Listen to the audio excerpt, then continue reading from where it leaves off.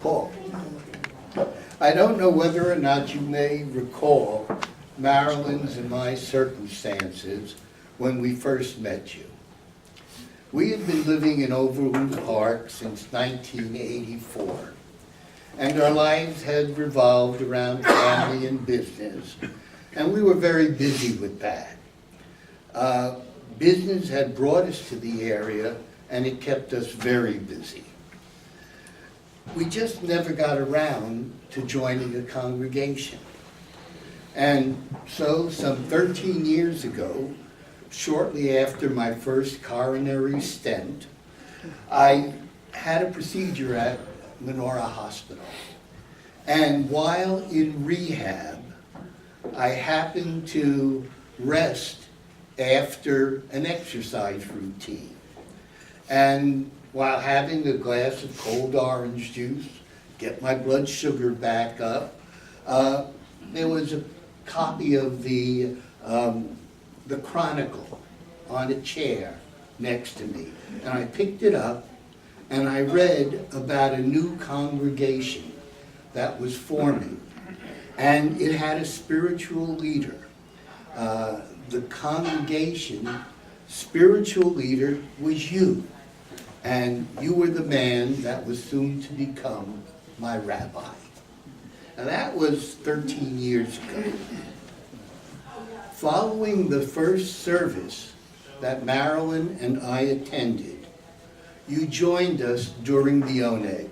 Like you always do, you came over to the table and you sat down and you said, "Oh, tell me your story." You know, you're new here, I haven't seen you before.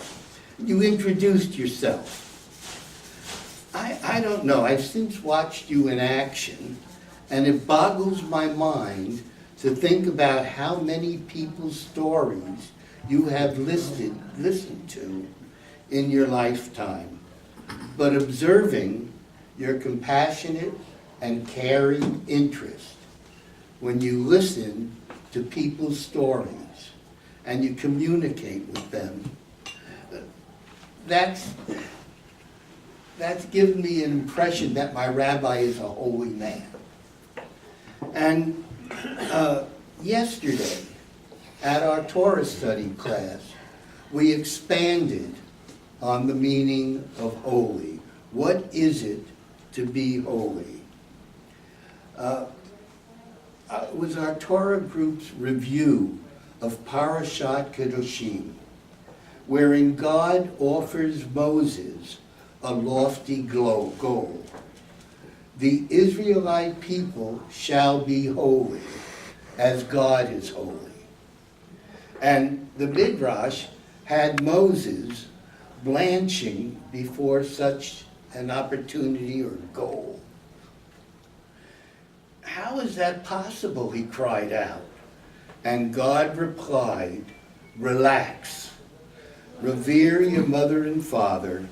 Observe Shabbat. Don't make idols.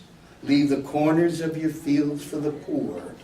Do not stand by the blood of your neighbor. You shall not hate your brother in your heart. You shall not go gossiping among others. You, Moses, can do this." Paul, that sounds to me like the principles that you've lived by and that you've imbued on your Torah students. And that, to me, makes you a holy man. And I am proud to be one of your students and to celebrate your birthday with you. So thank you.